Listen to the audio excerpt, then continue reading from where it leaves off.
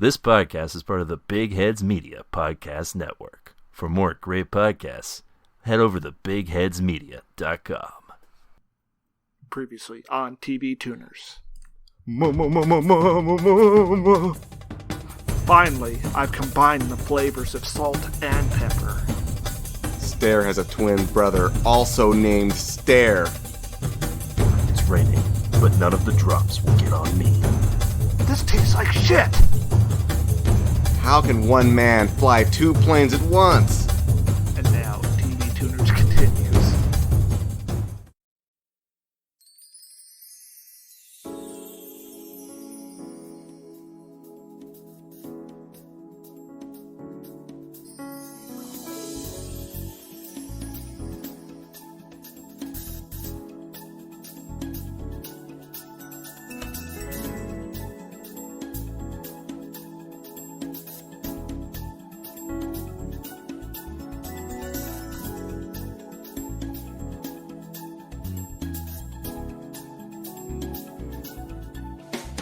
Hi there, folks, and welcome to TV Tuners.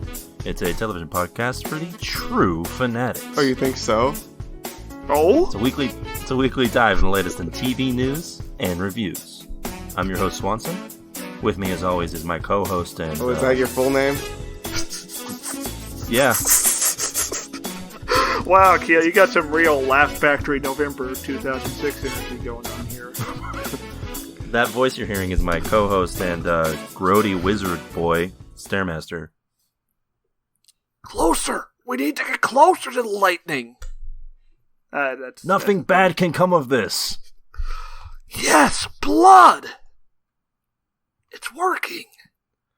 And that other voice you heard was our other co-host and... Yeah, that's me. Hey, guys, Petulant King, Kiorain. Oh, I thought you were going to make him the flaming horse. Why am I in trouble for all these bad things happening in my kingdom? I don't understand. Yeah. So, welcome to another exciting edition of TV Tuners. The What? penultimate edition before episode 100. So, wait, is something big happening for episode 100? Yeah, it's No. like our 100th episode. It's going to be like Yeah. a big celebration. We're going to have like balloons and stuff. It's going to be like a jubilee.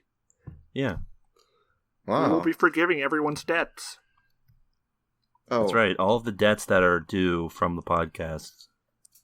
Because if you're listening to the podcast, you owe us a debt. It will be coming due. Is this like a monetary? $1,200. Oh, wow. That's a good Yeah. chunk of change. Well, we calculated how many hours we spent on the podcast, and And also how much money people are going to be getting soon. Hopefully. yeah, good luck with that. So their entire stimulus check is going to go to us. Yes.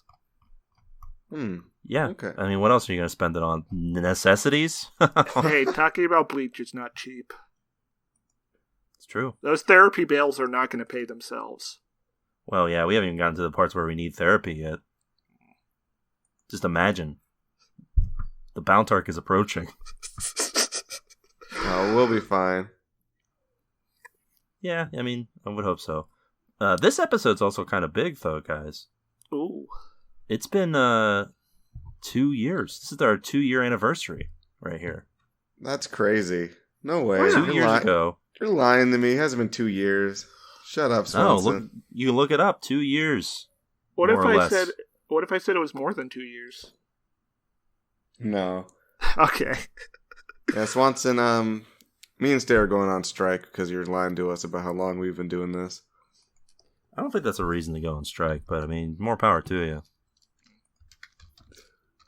Okay, so there's not You got objecting, signs so... and stuff ready for that? Oh, yeah. Okay, like, I have a sign that says not 2 years on it. I got one that says 5 years on it. I mean, I don't know if it's been 5 years. It definitely might have felt like it with some of these shows. Am I right, guys? Yeah. Hey. Hey, some of these shows sucked. But no, yeah, it's been 2 years, guys. We've managed to make it through 2 years of podcasting. They say the 2 years are the toughest. Says nobody I've ever heard of. I'm pretty excited for a really chilled episode 100. Just a good old time, just regular schedule, right? Yeah, it's gonna be like a big victory lap, pretty much for us. Oh. Like we're just gonna, it's gonna just be business as normal, but we're gonna be like, I'm gonna watch breathing something in good. the vibes, Also, there'll be cake. Oh man, I can't wait. What kind of cake? Marble. Okay, You mean like it's made out of stone? That's right. Yeah. that's what marble cake is, Stairmaster. Yeah. It's made of solid marble. That would be deeply unpleasant, in my opinion. I don't. No, think you get to I'll look and you just look at the cake and like marvel at it. Okay, that sounds fun. Yeah, and you can touch it. You can caress it. Yeah, you can be like, ooh, it's a solid cake. Anyway, if you like what you're hearing so far, why not consider subscribing? What? It'd be a great anniversary gift. To your wife. Yeah. Which is us. Yes. We're your wives now. So there's only 2 gifts that I would consider good anniversary gifts. One is, of course, subscribing to the TV Tuners podcast and sharing it with your spouse. The other one is, of course, a handmade clock. Yes, of course. And anyone who would think that a handmade clock is not a good gift is not a good person. And need to go eat their own ass. Whoa. Okay. But yeah, if you like what you're hearing, why not give us a subscribe? We're available on all of the podcatchers of your choice. No. Apple Podcasts, Google Podcasts, Stitcher, Spotify, all of them. Go ahead, give us a subscribe and maybe a 5-star review. That'd be greatly appreciated. I just checked and we're not on Podhouse. Oh. Oh, well, Podhouse is currently being indicted by the Federal Bureau, so Okay. I wouldn't want to be on there. I heard they had some really heinous hazing practices going on. Yeah. The crusty old dean finally got up to him. Anyway, yeah, with that out of the way, why not also get to our Twitter? Yes. Tons of great content on that Twitter, and we're going to be hyping up some stuff for episode 100 on there as well. Our So you're perfectly you're gonna normal wanna go over episode. to- Yeah, but you got to hype it up. Yes. The perfectly normal episode, you're going to hype it up. Mm-hmm. So you want to go over to @TVTuners over there, or use the hashtag TVTuners. We'll give a glance what you're saying there. And if that's not enough, if you need like more personal interaction with us, or if you just want to be mentioned on the podcast, Or you you're can send us an narcissist. email. Yeah, Email? maybe. What are you talking Yeah, about? if you have Someone any- said email. Well, yeah, if you have any quips, comments, questions, foresights, or otherwise, you can send them to us at tvtunerspodcast@gmail.com. What's that email, Keorain? Yeah, the lame email is at tvtunerspodcast@gmail.com. That's right. Yeah, you can be like Arthur Charlson, Who? who sent in this email titled Last Food. Oh. What is the most depressing fast food? Arthur Charlson. Oh. Wow. Like, is he talking about, like, meal or places? I'm thinking places. Yeah. Long John Silver's is pretty depressing.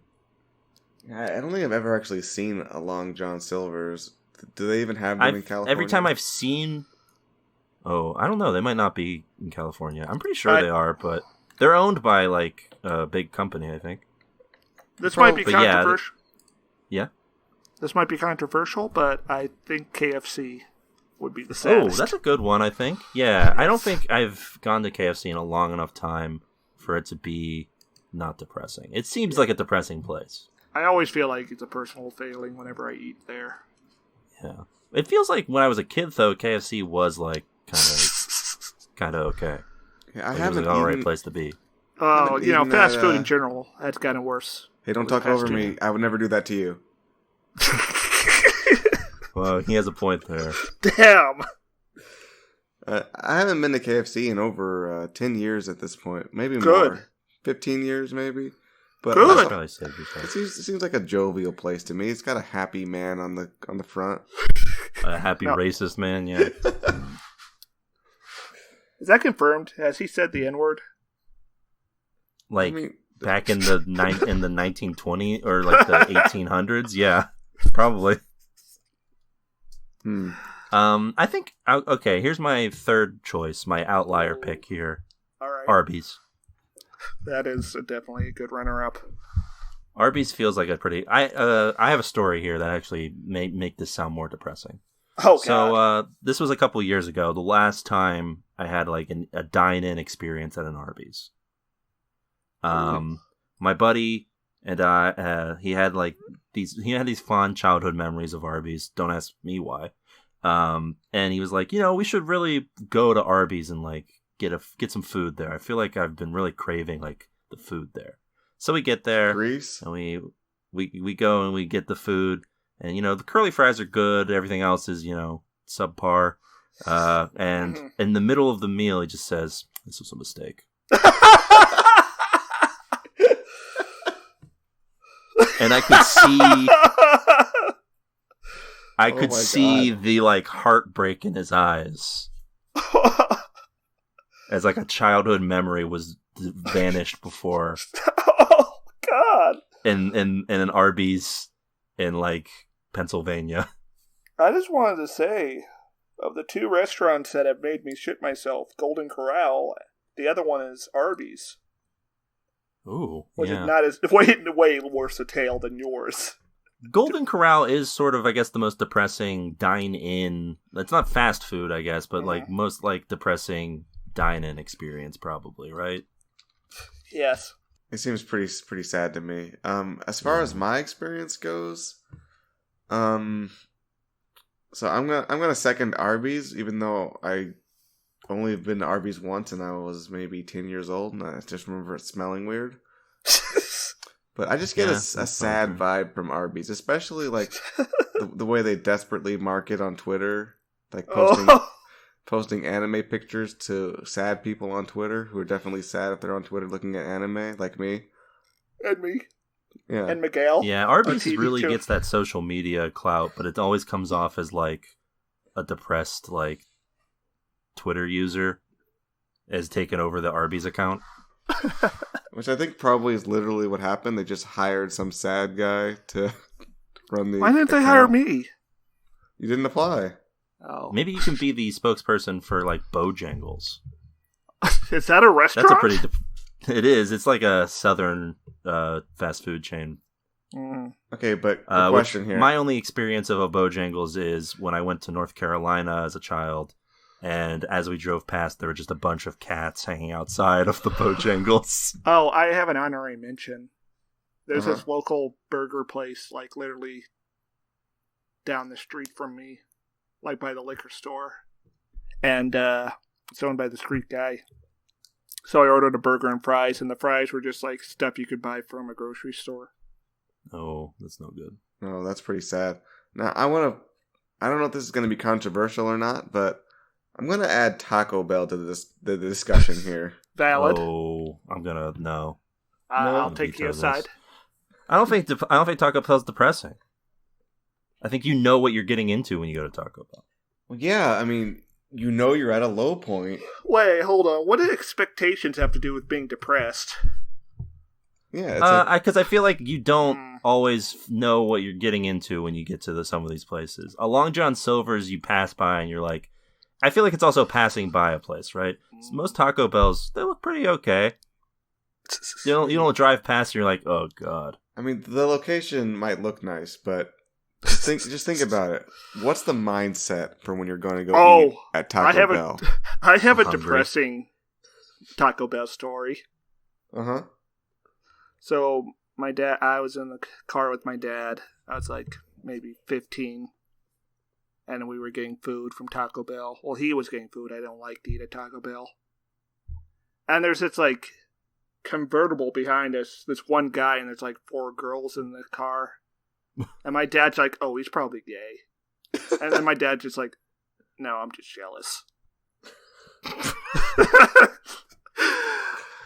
All right, see? Taco Bell.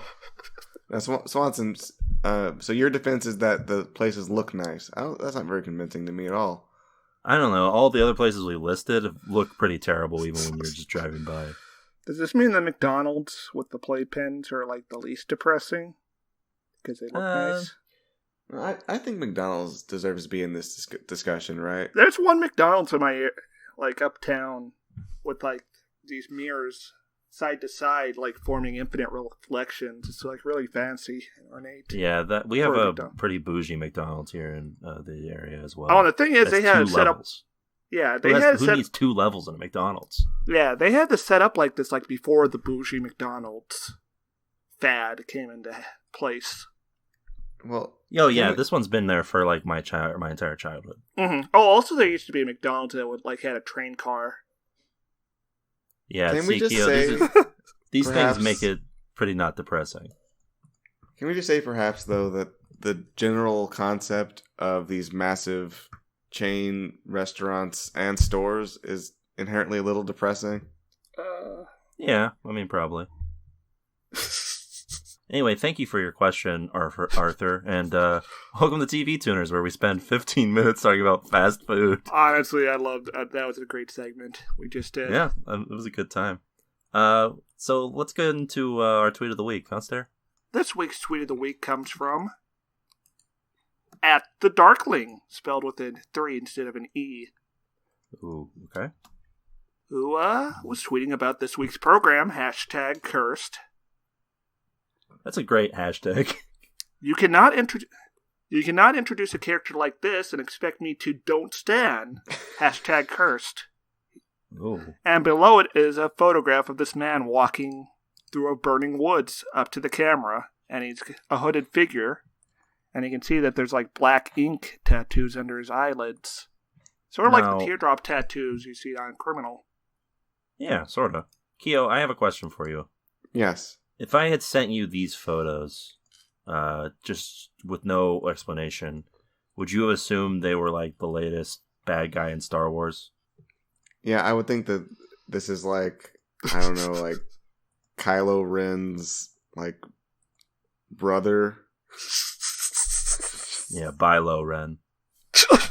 No, Disney's not going to name anyone Bilo. But sure, if anything, they call Bi High. They would call him hetero. Right? Either that, or I would think this is just so somebody just took some pictures. Yeah, there's some from a black metal music video. Some people filmed with their camcorder. Yeah, that makes sense. Immediately after this, they're just shredding the guitar in a field of grass and shooting lightning bolts at another guy dressed like a wizard. Yeah, so I'm not particularly impressed with the imagery here, but no, I'm not either. Yeah, it's pretty cliche.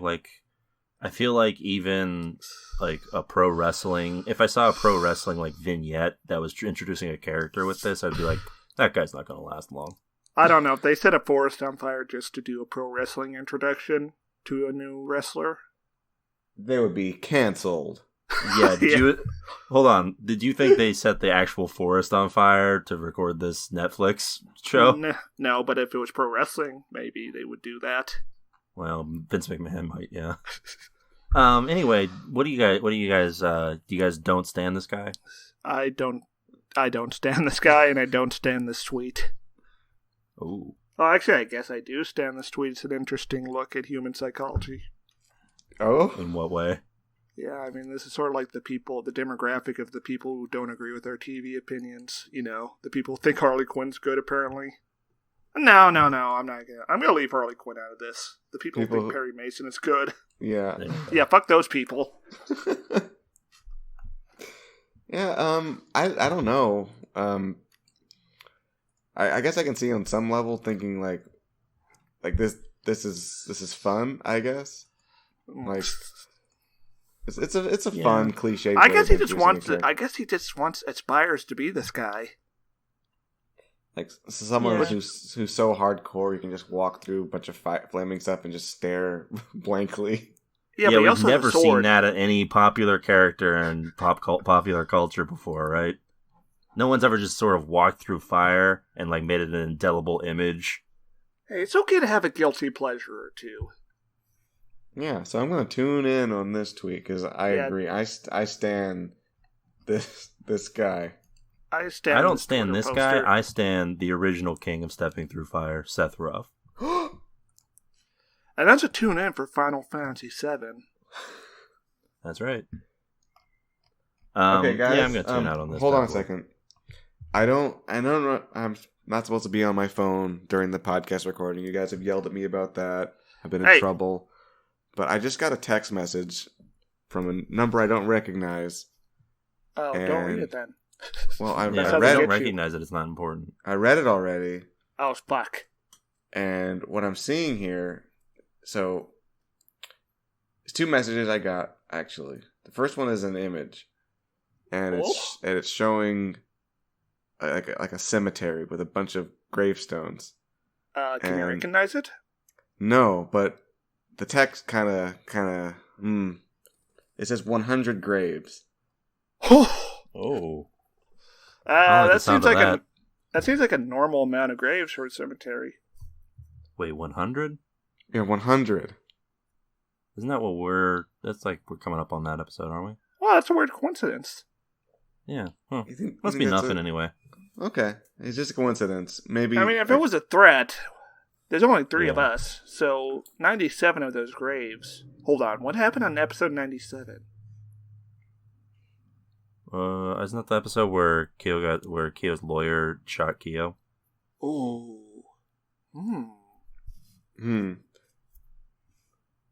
Alright, well, there's one more detail. There's one more detail in this image that's a little confusing.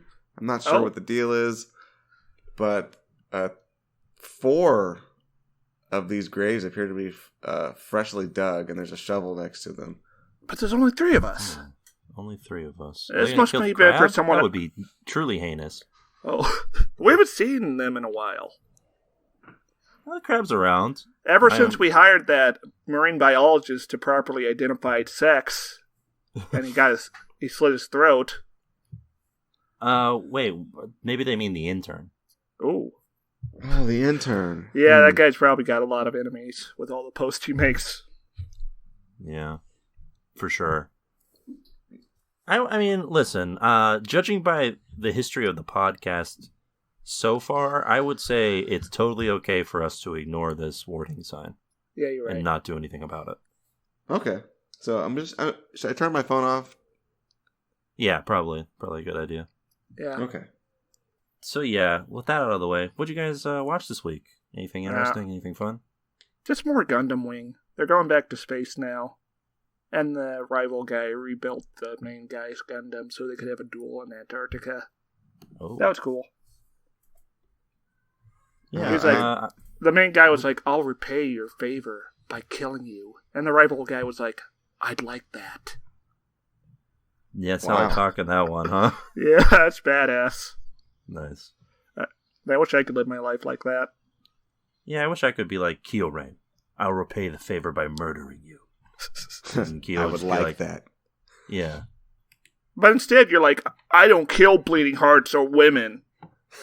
Yeah, pretty much. And it's true. I watched the last of the Netflix version of Unsolved Mysteries, episode 6. It was pretty standard for what the show had been so far. It was a somewhat interesting murder mystery that didn't focus on the interesting parts. We need to do an update on the...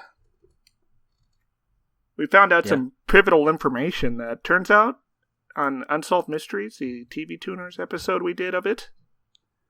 That business guy who we thought was involved, or at least I did, he actually issued a bounty for anyone who could find the body of his missing friend.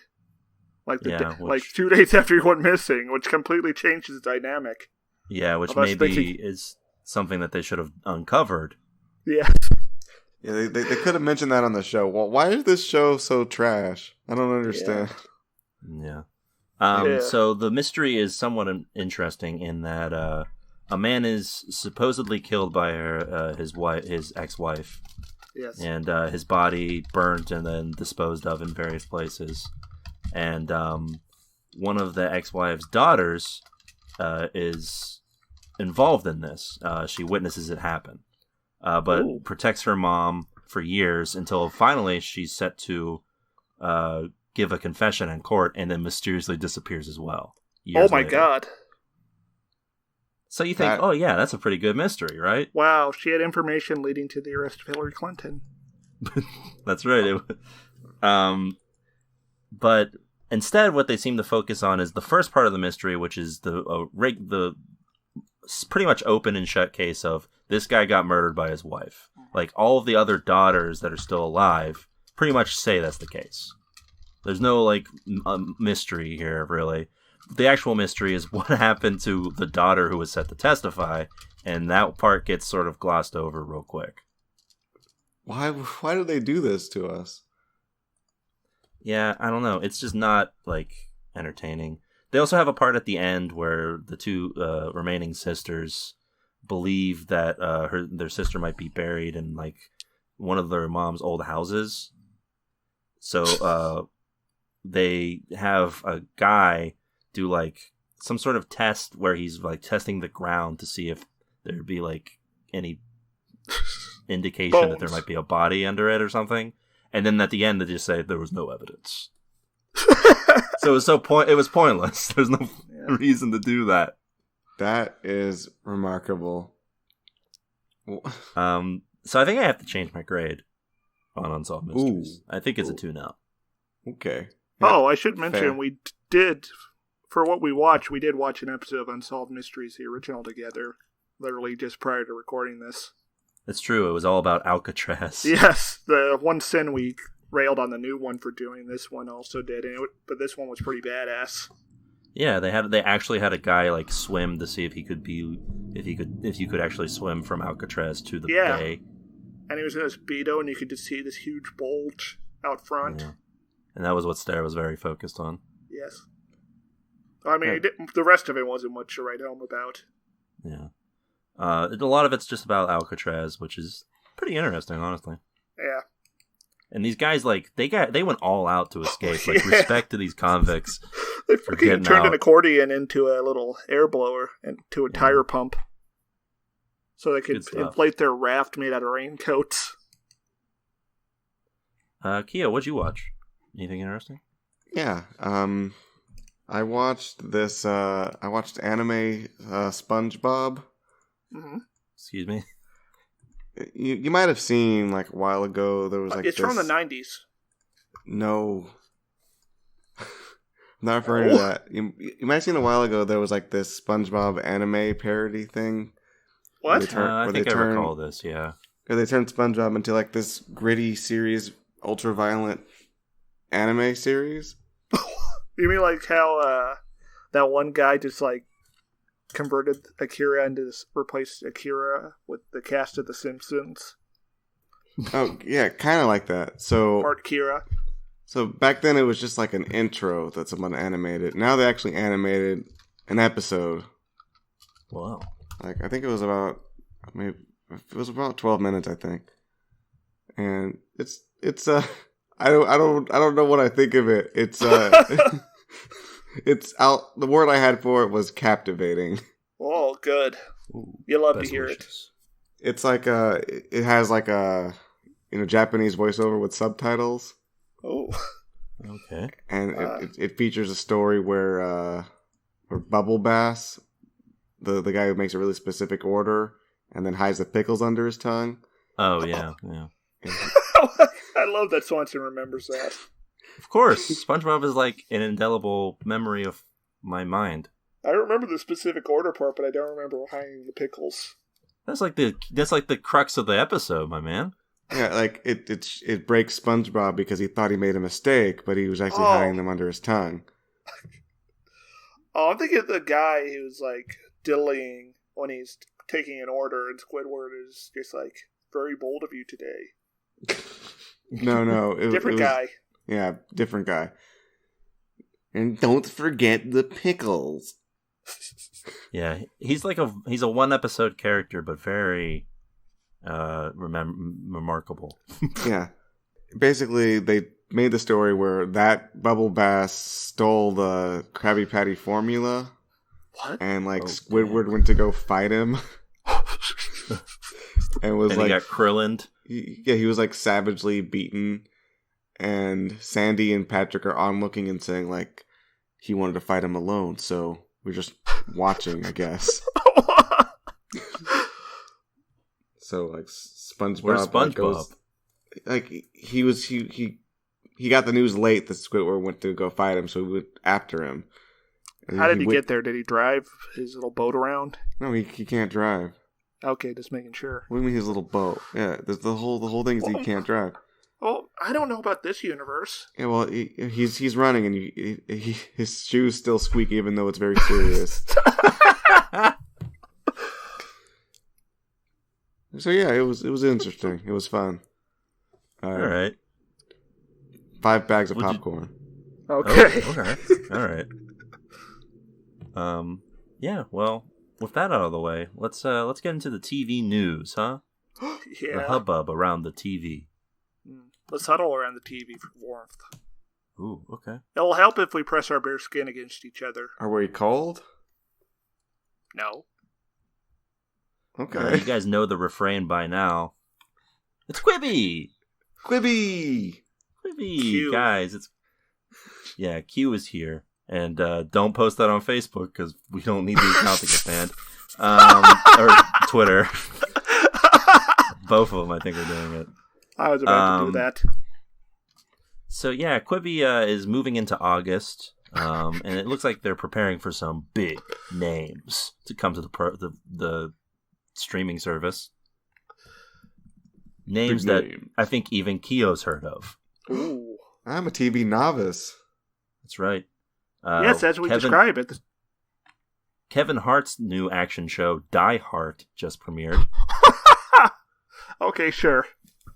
And joining it this coming month will be Don Cheadle in a series of wacky adventures that are being called.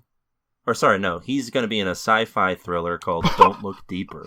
No wackiness whatsoever. No, Adam, the wackiness was with people who Keo wouldn't know. Oh, okay. And in coming soon, and by soon I mean August 3rd, Quibi is going to be giving us a Quibi-sized version of The Fugitive.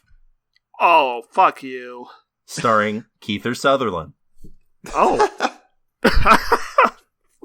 I would have been down for a Kiefer. That would have been a really good idea back in like the mid-aughts. Yeah. What, 10-minute clips of 24? Yeah, I mean, he basically has done that like 8 times on 24. So yeah. That's why, so it's a proven success. Yeah. That's not all coming to Quibi, of course. Reno 911 will finally be making its way to Quibi, even though it's been advertised as being on there since like the launch. Punk'd will finally be coming back. Presumably not with Ashton Kutcher, but I don't know. I thought Punk'd was already on Quibi. I don't know. I guess maybe their new episodes are coming in. Who knows?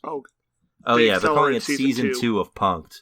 Amazing that they've already done a second season of a show that premiered in April. It must be easy when the episodes are all 10 minutes long.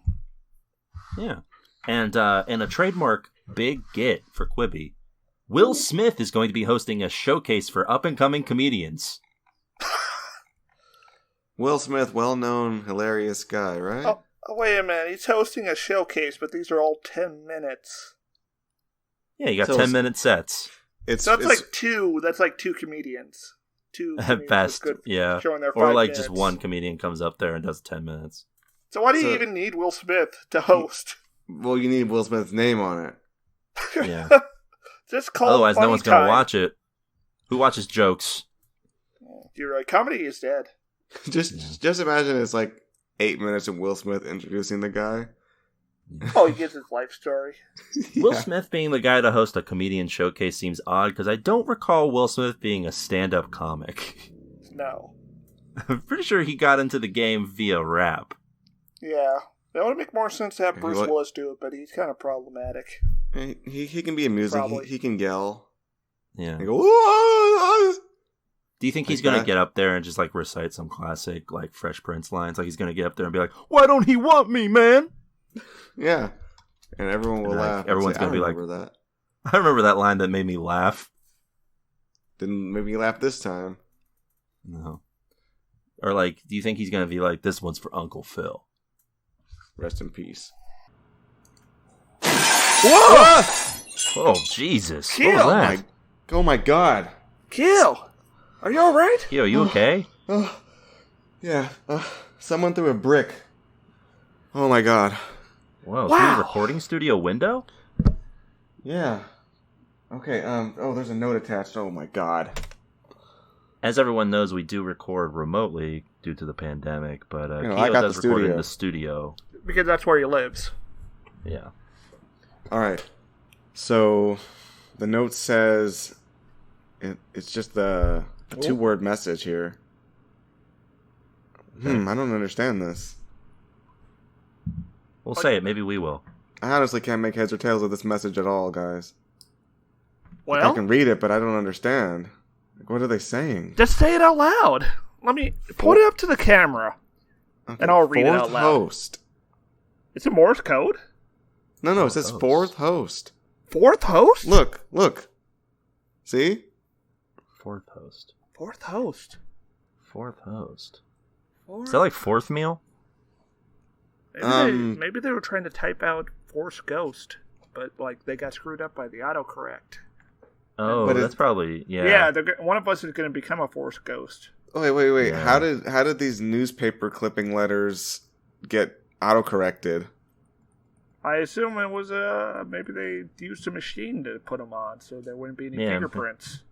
maybe the G fell off.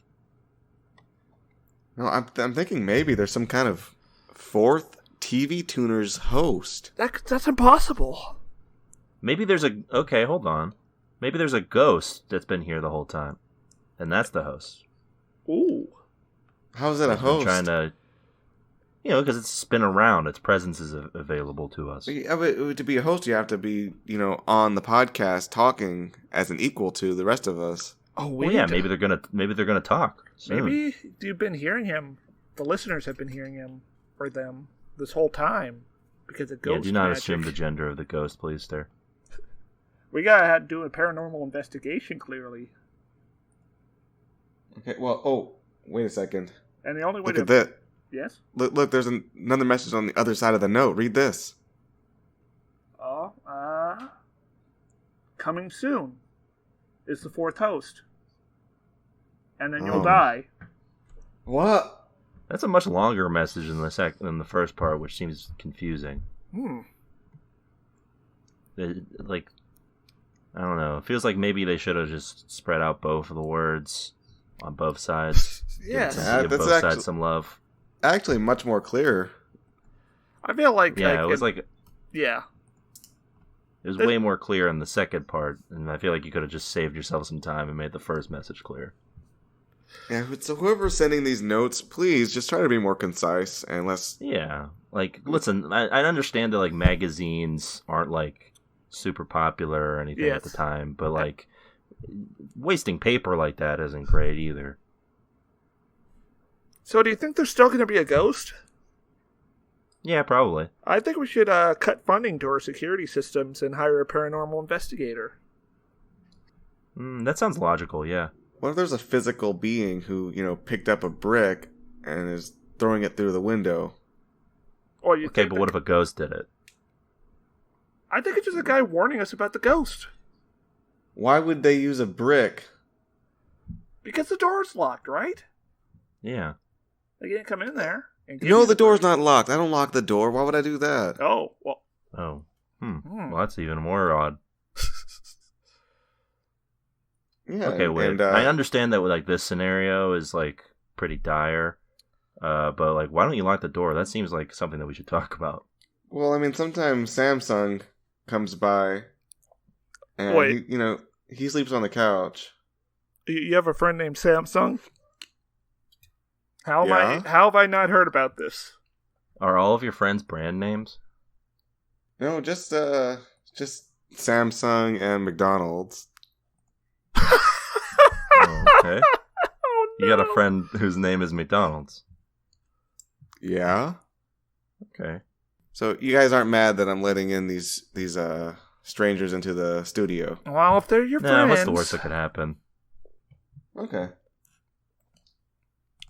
All right. Well, let's get on with the news and continue it.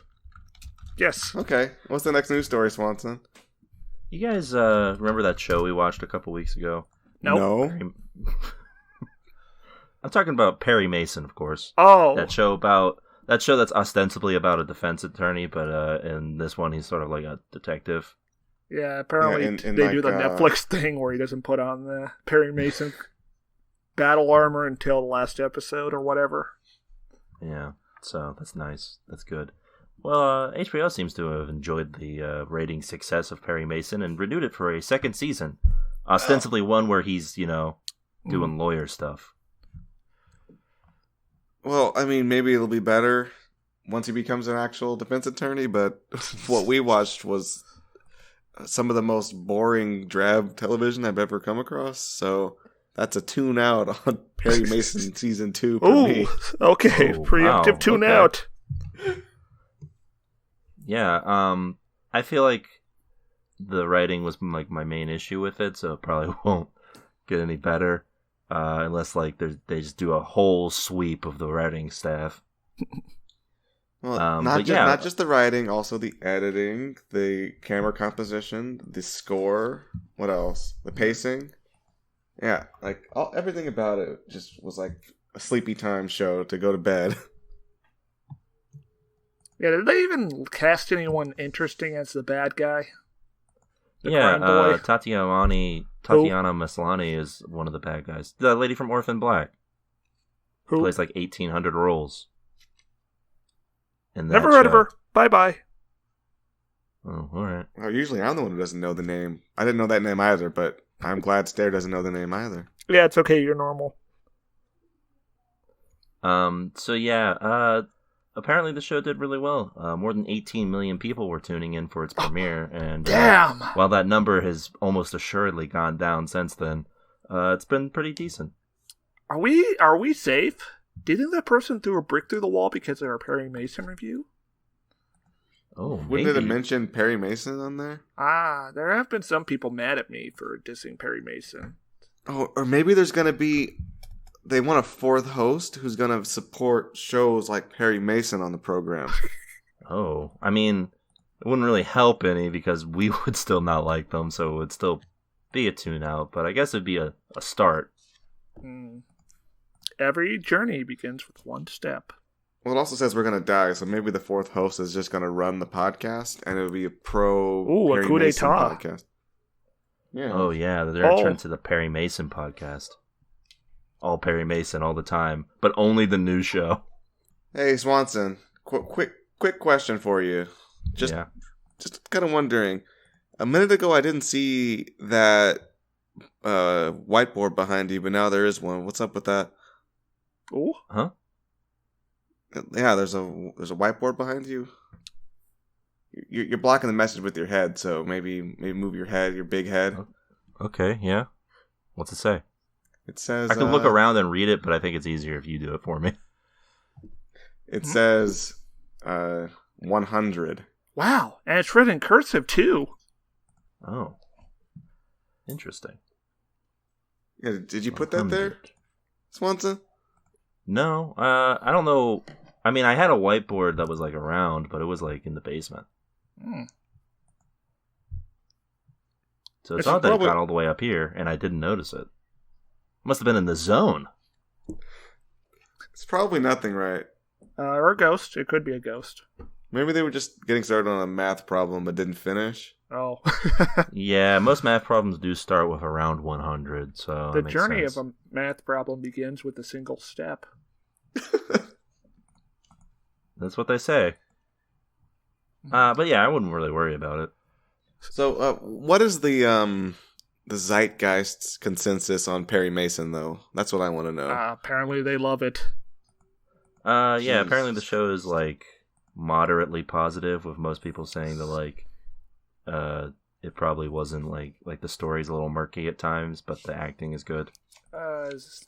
Is that what your personal experience? Since I know you talk to the most TV heads. Yeah. Yeah, that's what I've seen, too.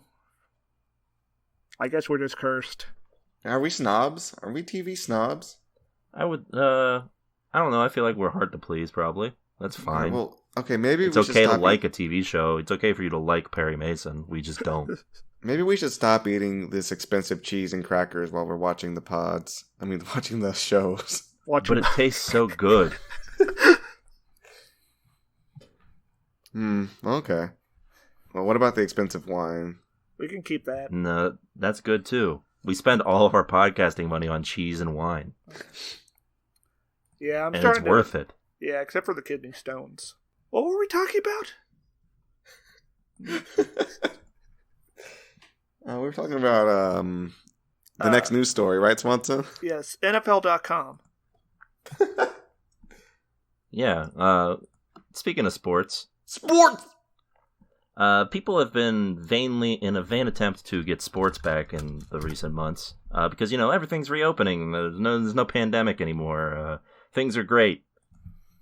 Awesome. Yeah, I can't yes. wait for more sports ball. God is in his heaven. Everything is right with the world.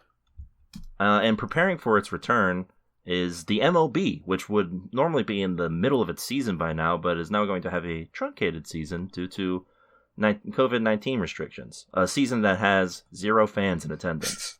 Damn. Now, you might be thinking, that's going to be odd, right? Watching baseball games be played with 0 people in attendance and just the small hum of electrical equipment as people hit grounders and run to third or whatever they do in baseball. I'm sure they could solve that easily with like some clever editing. Yeah, maybe or like some maybe background music. Yeah, or maybe they could add like 10,000 digital ghosts that are just sort of sitting in the stands, hanging And the out. stains? Yeah, the stands, and it looks like they're like from Madden 04. Yes, it looks like they're from Gran Turismo. Yeah. Fox Sports has recently announced that that's exactly what they'll be doing. No fans, it's not a problem. They're going to be having virtual fans sporting the colors of the home team in the game, just sort of sitting there. Why did they show us these models up close? Yeah, why did they have to advertise this to us? I guess so you don't watch it and flip the fuck out. So I guess it's like a PSA, not an advertisement. Like, the audience will be digital and they will look low poly. Yeah, I mean, I guess it is a warning. Like, beware, you will be freaked out by this uncanny valley of sports. But yeah, So, I guess now it'll be interesting to watch. Maybe. I mean, no. I mean, maybe for a minute, but after that, no, because we'll get used to it. But they're really breaking down the boundaries of reality now, aren't they? Yeah, that's probably where this was all leading to when you think about it. Oh, my other This sounds like a bad Black Mirror episode, really. My other question was, they're advertising baseball, but they're playing the football song. I think that's just the generic sports song now. That's just the sports song? It's just like the Fox Sports song, yeah. Damn, how the mighty have fallen. But yeah, they want you to watch baseball with a crowd of virtual onlookers who are like. We really have to emphasize though. These look like they're from a PS2 game, like a PS2 era audience. It would have been better Yeah, if they just used cardboard cutouts. You know what they actually look like? The Sims. Oh my god. So what I want is not for them to be cheering or booing like they do in the video that we saw, but I want them to be doing like random like Sims babbling. Yes, so like you'll just hear them being like, and they're like clutching their stomach because they can't go to the bathroom. Yes. And so they'll just keel over. Also, for the record, this is not the football song. Oh. The football song goes do or something like that. Mm-hmm. It doesn't do that. What's this song do?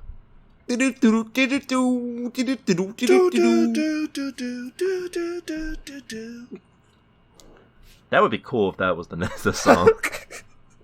More Sonic songs should be incorporated into sporting events. Yeah, let's play that on the intercom. Then nobody will care that the stadiums are empty. Like, could you imagine you're watching the Super Bowl for some reason, and like the last like few minutes, the final boss theme to Sonic 3 and Knuckles starts playing? No, the final minutes is just like, work that sucker to death. Come on now, work that sucker to death. Yeah. I mean, I would watch more sports if it just had some good music playing in the background and there was no people talking over it, no crowd sounds, and just the sport imagery in the background for me to listen to as like a backdrop for my music experience. Yeah. Listen, Fox Sports, if this virtual fan thing doesn't pan out for you guys, we got a brand new idea that I think you're going to love. And it's only going to cost you however much the rights will be for Sega, which is probably extremely cheap. Also, I don't know. They probably could charge a lot because of how many people see sports games. I actually would be kind of scared of that because then I think Sega would start cracking down on the copyrights and stuff. Yeah. Oh, yeah. All those 30-minute extended tracks lost like tears in the rain. On second thought, don't take our idea. We really love those music. Just play TV tuners on the intercom. I've got a better idea than all this, though. So, you know how they're already, like, basically warping reality by editing in very jarring 3D models into the stands? Yeah. Why don't they add, like, little, like, characters onto the field? Oh, yeah. Get, like, that big robot and just put it on the field. Why don't they just replace the cheerleaders with Hatsune Miku? Ooh, that would actually be extremely appealing. You know what? Yeah, just have the actual players sit down and play a game of like MLB, the video game, and then that be the season. Maybe they could have like Doom guy like doing like a Fortnite dance out on the field. Yeah. Have matchups that we've been waiting to see. You know, Doom guy versus Master Chief in a game of baseball. Yeah, really. There's so much that could happen. Who knows what's going to happen with the world of sports? Yeah, Lion Guy from Tekken versus Ryu from Street Fighter in a game of football. Now, is this happening instead of the actual game, or is it happening like also on the field during an existing game with people? Well, ideally, this would be happening instead of the actual game, so no one risks getting a deadly virus. But since this is America, I guess it'd be playing at the same time. Yes. Like during breaks. It'd be like watching Salty... What was that? Salty Bets? Yeah, it'd be like watching Salty Bets, but on your TV screen during the middle of a baseball game. You know what? We should just make Salty Bets. We should just put that on television. Yeah. I would watch. Yeah. ESPN's about 3 steps away from doing that now. So. And Salty Bets is pretty much what we were talking about, where they just have like a playlist going for music. And yeah. You know what? You could just put it on ESPN, like the local on the 8s on the Weather Channel. Yeah, it'd be good stuff. You'd have less programming to fill with. Yeah. And you'd cut down on cost immensely. Yeah, I'm not sure how this virtual fan idea is going to go in, but I can say that I'm not a fan. Sporting events without people, that's a tune out. Instead of having a crowd, they need to have like a giant man like hovering over the entire stadium, casting a giant it's like a giant vector graphics head. Oh yeah, there you go. Just play Vaporwave during the whole thing. Then it's like a calming experience. Oh, and like depending on the mood of the game, like how it's going, the vector face reacts and the music changes. Yeah. Also, you can shoot out little rectangles that will kill the players on impact, so they have to dodge them. Yeah. Yeah, why not? Add a sense of danger to it in a game that's already being played during a pandemic. And giving these... Oh, wait, that's football. I was about to say giving them permanent brain damage. Yeah. It's good stuff. So, yeah. And if they get a home run, they can destroy the vector head. Yeah, no. Oh, yeah, like the ball... There's a graphic of, like, a baseball going through the vector head and it shatters. Okay, but as soon as they switch sides, the head should come back, yes. Also, this would probably make more sense for football, where you can actually move around of your own volition. The thing is, though, well, you can move... I guess you can move around of your own volition a little bit if you're like an outfielder in baseball. Yeah, but also, baseball is the only sport where the ball can go out of the arena. Mm. Wait, are you allowed to like move off your designated base in baseball, or is it just like no? So it would be deeply problematic if the there's more than just basemen. There's outfielders who catch the ball if it goes out. I'm just saying though. Can the basemen move, or are they just not allowed to? They're not. I think they can move a little bit, not much, but they can move a little bit. I don't think it would be enough to dodge. I thought that was just the optimal position to go to, not that they were strictly required to stay there. I mean, I don't know. You're asking two people who don't know anything about baseball. I mean, the guys on base, they can't move, that's for sure. So if the head goes after them, they're fucked. Oh, yeah, true. Those guys are doomed. Like, yeah. the previous batters. So if you're a sports guy, like if you watch baseball and you want to give us some information, please send us an email at tvtunerspodcast@gmail.com, and we'll read it on the podcast and explain, and we'll learn about baseball, which we really care about. Oh, that's a baseball. That's what we'll say probably. Open the game. Anyway, that's it for the news. Let's get to a segment that's near and dear to everybody's hearts. It's time for Trailer Blazers. Hit the theme, Keo Rain. We love it.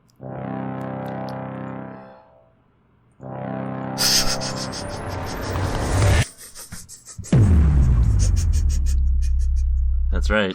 Welcome to Trailer Blazers, the most epic part of the podcast. Yes, it's all downhill after this. Just kidding. Parody satire. Where we talk about the latest and greatest in trailers. This week we watched a trailer for a spooky little show here. Ooh. A lot of spooky stuff going on from Nick Frost and Simon Pegg, the creators of Shaun of the Dead and Hot Fuzz, and I think some other stuff. So for me, this is a good litmus test for what a trailer should and shouldn't do. And I think what a trailer should do is help me to remember something about the show. Oh. And okay. I don't remember this trailer. We watched the trailer. Yeah, you remember it was a not Truth very Seekers. memorable. Yeah, there were no very... This is supposed to be a funny show, but there's no good laughs. It was okay. I mean, I don't know. I guess I'm going to be the positive man on this one. I liked it. Fine. Yeah. It seems like it was going to be like a fun, spooky adventure show. Yeah, but it didn't pop. Fine. There were ghosts and shit. It was good. But it didn't make me laugh. So what? There were ghosts. There's cool ghosts. I don't care about ghosts. Yeah, ghosts are not interesting at all. Unless they're hosting our podcast.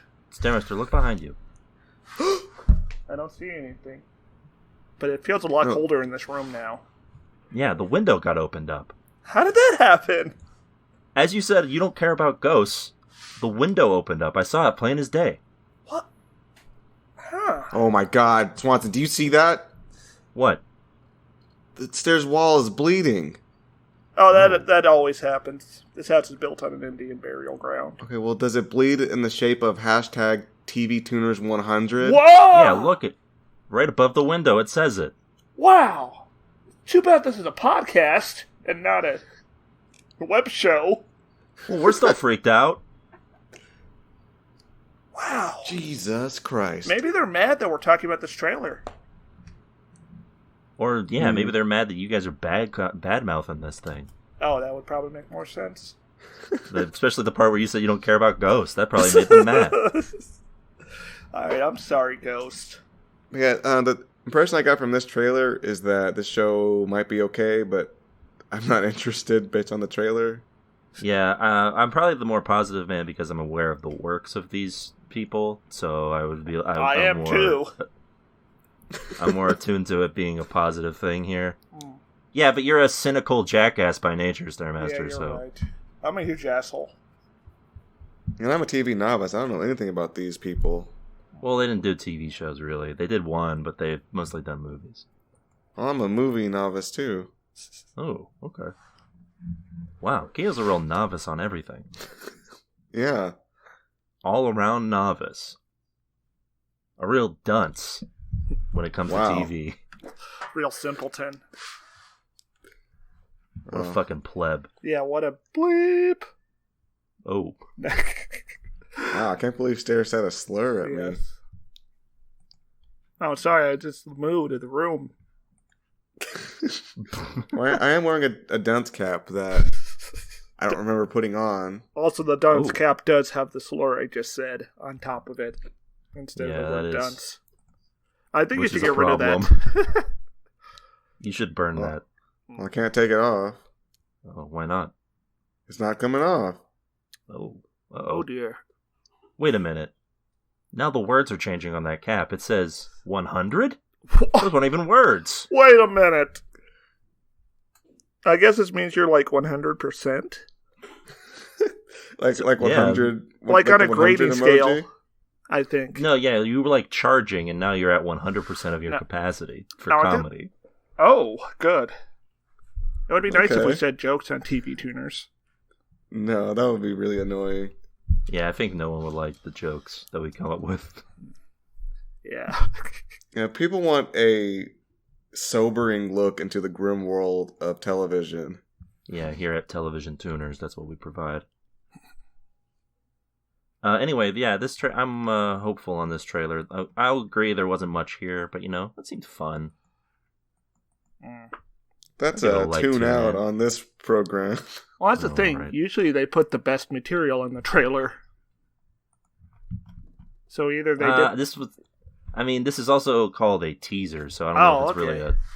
Hold on. This is supposed to be Trailer Blazers, not teaser time. Teasers and trailers are pretty much the same fucking thing these days. This teaser's a minute long. Okay, then I guess it's a trailer, not a teaser then. That's It's what a it's teaser It's trailer. branded as a teaser. I don't care anymore. If we talk about this any longer, I'm going to become a ghost. Oh, well, I guess then we'll know why you don't care. Anyway, yeah, I guess that's a regretful tune out for that one. Yeah, we're just giving out future tune-outs. It's a very negative podcast. Yeah. Oh, that brick just ruined everything about this episode. Yeah, that break just really threw a whole wrench into the... Not to, like, mix metaphors here, but... Anyway, yeah, that's Trailer Blazers. So let's get to our main event of the evening, huh? Yes, we watched a show, and now we're going to talk about it. This week we're talking about Netflix's Cursed. The fantasy drama is a retelling of Arthurian legend through the eyes of Nimue, a young heroine with a mysterious gift who is destined to become the powerful Lady of the Lake. Yeah.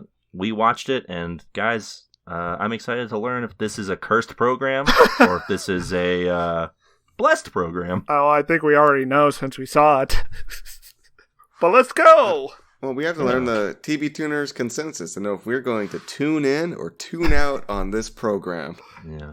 There's another bit of information here that I have that I think you guys will enjoy about the creation of this show. I think I know what this is. Go on.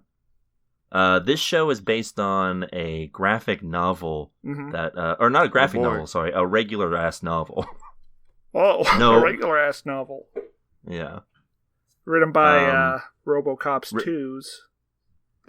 Yeah, it was written by RoboCop 2's Frank Miller, a.k.a. the guy who did The Dark Knight Returns, Batman Year One. You know, Batman comic book boy and noted misogynist Frank Miller. And racist. And Islamophobe. Yeah. Yikes. I don't know how much of a misogynist he actually is, but his characters sure are woof in the comic books. So probably a lot.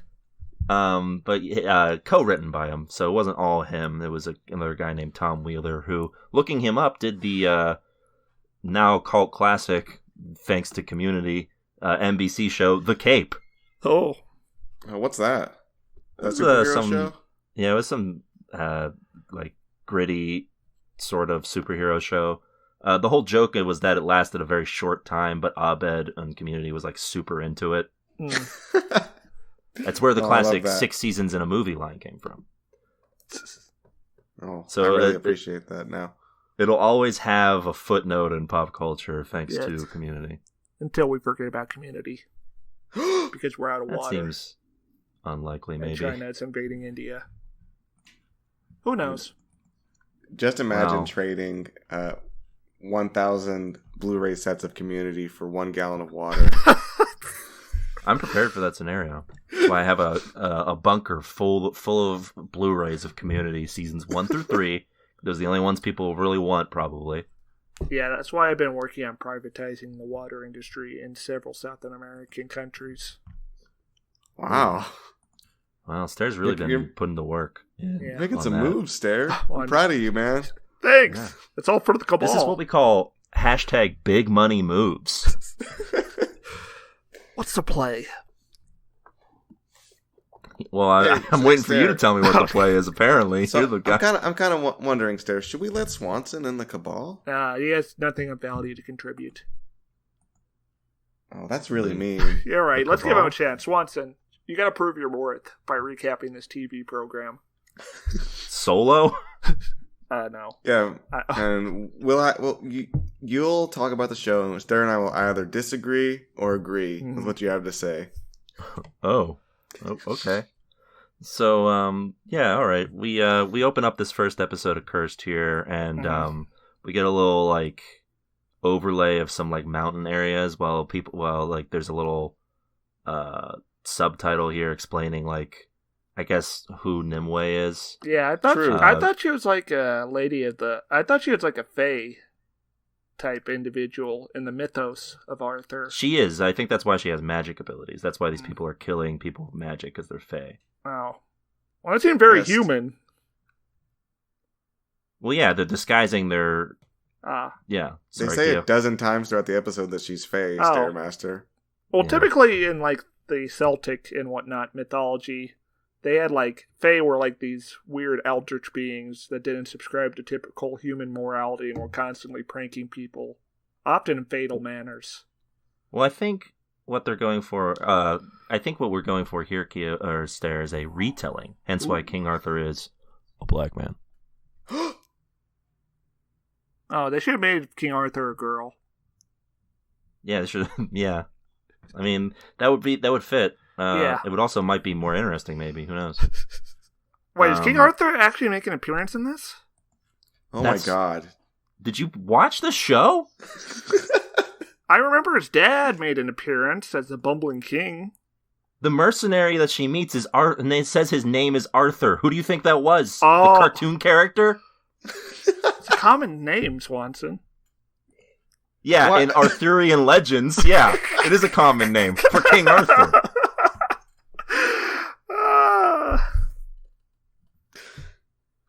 Did you notice Sure, that like- Merlin was here too, or did you miss Yeah, that? actually, now that I think about it, it's very weird that Nimue's origin story is so close to Arthur's, chronologically speaking. Yeah, I don't know if that's true in the actual legends of Arthur. Also, before I continue recapping here, it feels like King Arthur is one of those properties, sort of like Robin Hood, where every few years they try and do like a retelling of it. It never seems to be super successful. There's successful Robin Hood properties. Yeah? Like that one movie that turned everyone into a furry for a generation. Okay, that's not like recent. Okay, maybe you're right. That Maybe was it's- from the 70s. Yeah, but King Arthur's always been a mystery for the box office. There's never been a successful King Arthur movie. Ever. I guess that's true. I just feel like most people don't have I feel like fantasy has sort of done better since King Arthur. Yeah, and plus Cuchulainn is way cooler. Let's make a movie Yeah. about him. Who? He's this guy from Ireland. He's really strong. And when he gets pissed off, he turns into the Incredible Hulk. Also, he fucked his teacher and his teacher's identical sister. And to be fair, that's what happens in Ireland. So Yes. So yeah, this they say that they refer to Nimue in the subtitles here as demon, sorceress, and savior. Which is it, guys? You can't be all of those things, I don't think. I don't think they're... actually, I don't think any of those are mutually exclusive. I feel like a demon and a savior are kind of one and like hard to be both, unless you're in like Maybe- an anime or something. Maybe they're referring to like her public perception. Oh. Oh, okay, yeah. Some say perhaps. she's a demon. Some say she's the savior. Some say she's a sorceress. So we open up with her falling into the titular lake, and then we get a literal like, you might be wondering how I got here sort of Yeah. deal. Unfortunately, Teenage Wasteland is not playing. No, that would be good though.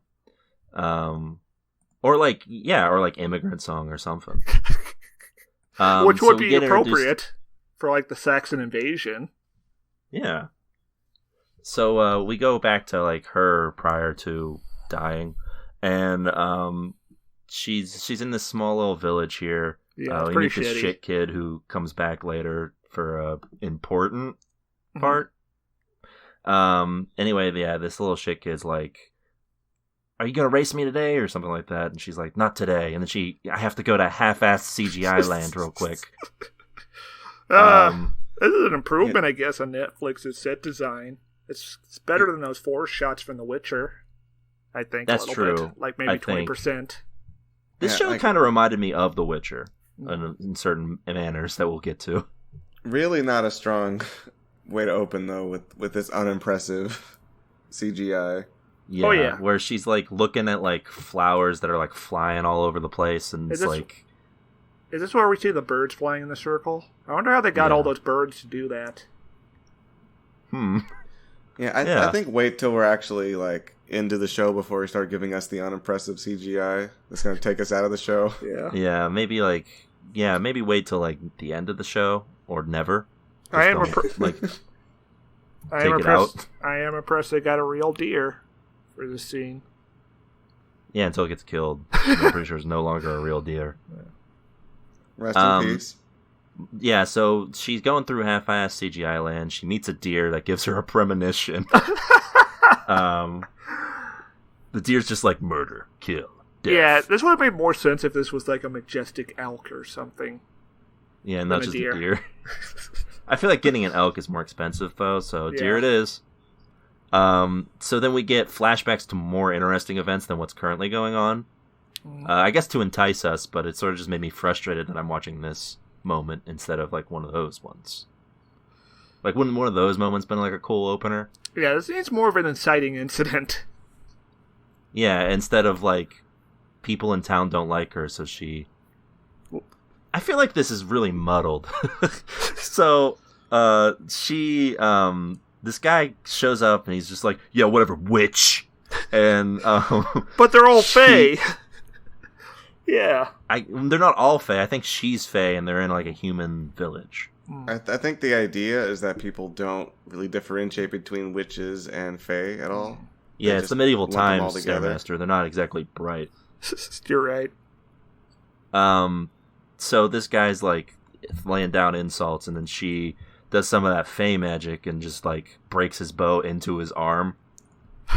Turns it into cool. like a snake or something, and starts like very biblical. Him with... Yeah, and I guess she like flies off the handle or doesn't really think about the consequences of this action because the guy's just like immediately like, she did it, she's a witch. And her like she's mom, like, I guess, shows up, and she's like, you can't be doing that kind of stuff. She's like, but what if I wanna? She's like, no. Well, yeah, this show's about the political aspirations of women and the struggle. Stop. Yeah. This show, so when we watched The Witcher, we talked about how a lot of fantasy falls into the Game of Thrones trap now. Yes. Where all of these first episodes of these fantasy shows are trying to be Game of Thrones. And this is certainly another one of those. It is trying to be like introduce intrigue and multiple characters at once, but it's like you have to be very well written to get away with it, or also have good source material. Also, if you're going to have a main character, like a definitive main character, you got to make them interesting. Yeah, she's sort of a cipher in this entire thing.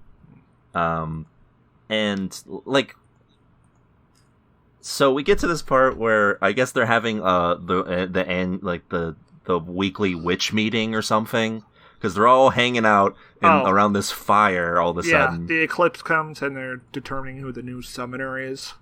Whatever that means. I assume it's someone who summons. Keo, did they explain what this means? I don't think...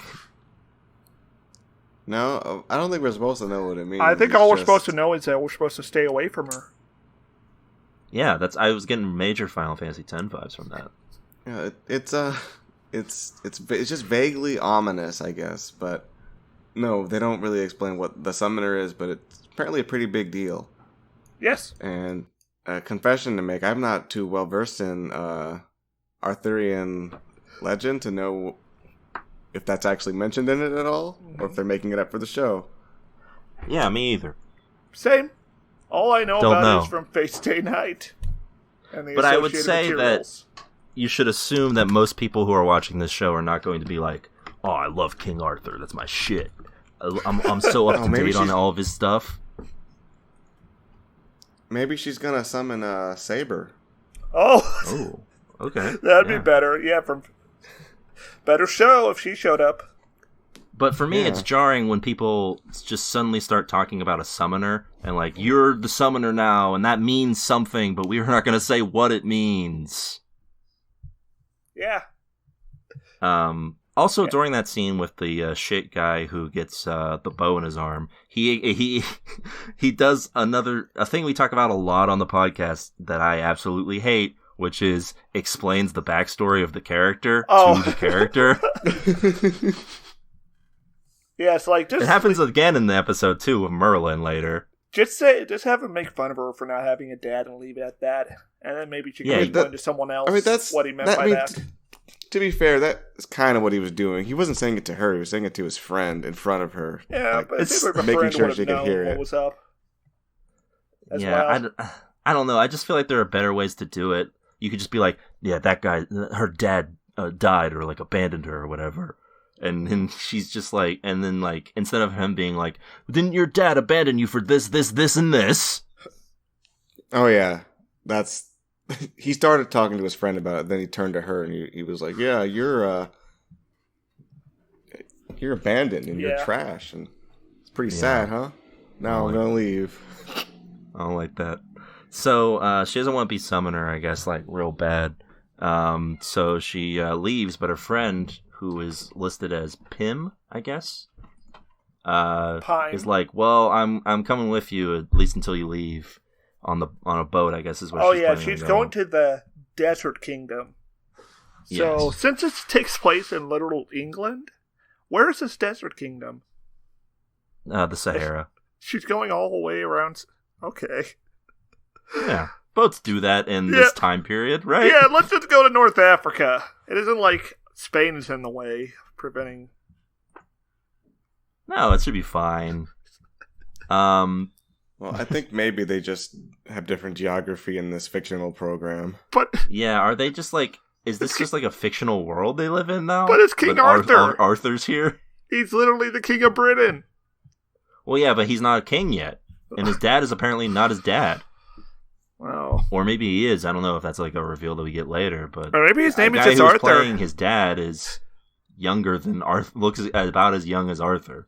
I get the strong impression that this is not supposed to be an adaptation of Arthurian legend. It's just drawing from them because they use terminology that I'm fairly certain don't appear in Arthurian legend. They say stuff that comes from like D&D. Yes. Yeah, but you could still set it in Britain. It's just weird that she's going to a desert kingdom. Yeah, she's going to the Desert Kingdom. Well, she was going to the Desert Kingdom, but I guess now there's no time for that. They could just say she's going to Rome or something. Yeah, or yeah. I mean, that would solve that. That would also. But you don't have to take a boat to go to Rome, probably. So because I think one of the most jarring things that kind of was like, huh, was someone referred to the 9 hells. Oh. Yeah, and I think isn't that a part of Buddhism? No, that's a thing. There's a 9 circles of hell, but referring to them as the quote 9 hells is a D&D thing. And the 9 circles of hell that was written in like the 1400s. Yeah, it was not part of the legend at all. Not at all. Historically inaccurate. So yeah, they. Also, these people wouldn't be Christian either. No, they would not. I guess they don't. Do they state that they're Christians? I guess so. I mean, they are literally practicing witchcraft, so they would be very bad at Christianity, I think. No, I meant the bad guys. Oh. The Red Paladins, as they're called, which is who we get introduced to next. We get this guy sitting on like a little cart talking to this little kid, and we think it's going to be like a touching scene, but he's looking for Fae, and the kid is one of them, so he has them get killed, and they're like pillaging this village. Yeah, they're crucifying people.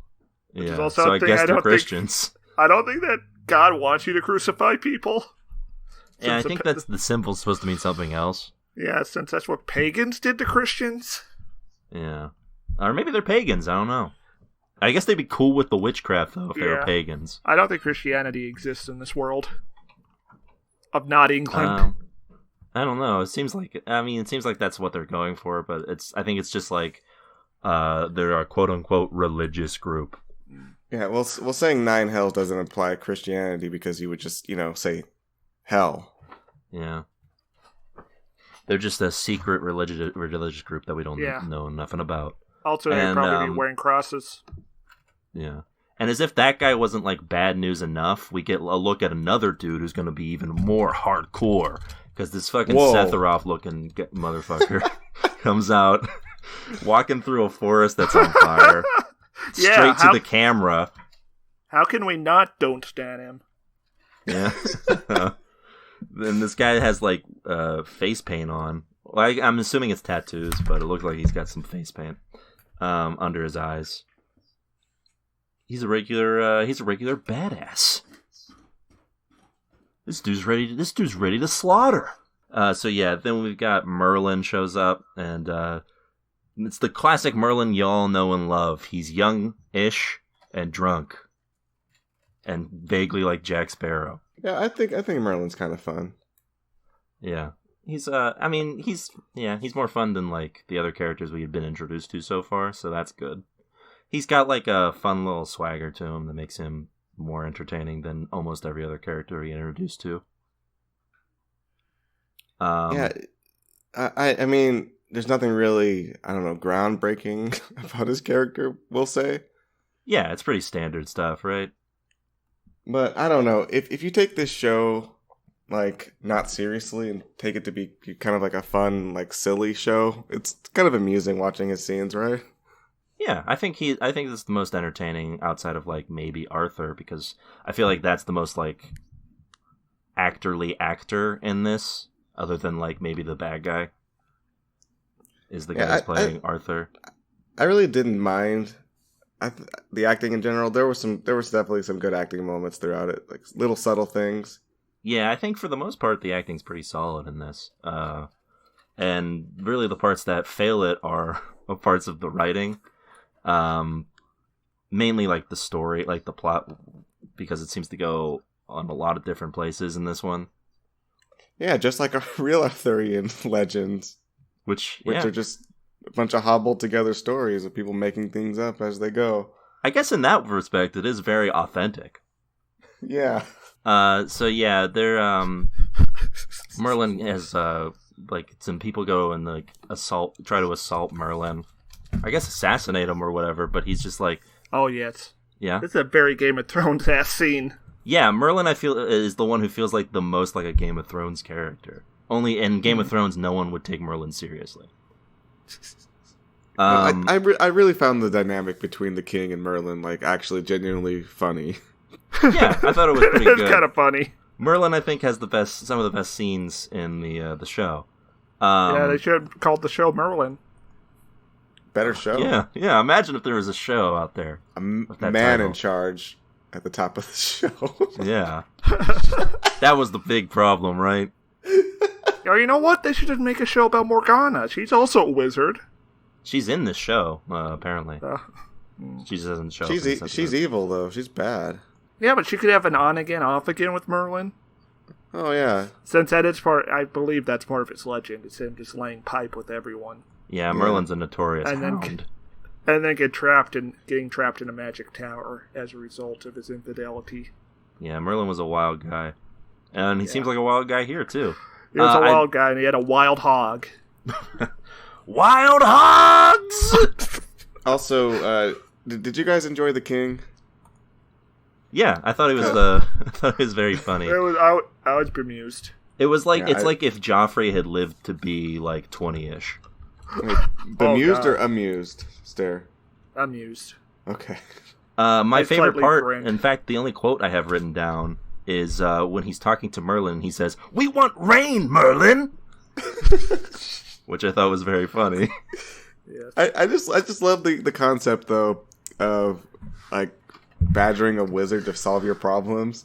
Yeah, it's good. It's very D&D. Yeah. We also get another scene here where Merlin is leaving the tavern, and some random lady, who I guess we never see again, gives us his backstory. Yeah. Like Merlin's going to leave after he's talking to this lady, and this lady's like, "And that's why you're cursed and can't use your magic, right, Merlin?" He's like, "Yeah." Correct. Yeah, it's way more than that, but yeah, that's literally the only part you need to say. Look, I choose to believe that this is just how Arthurian legend was written and they're being authentic. I think, yeah, maybe. I feel like maybe you shouldn't try to be authentic to something that was written literally thousands of years ago. But then just make a new property. Yeah, maybe.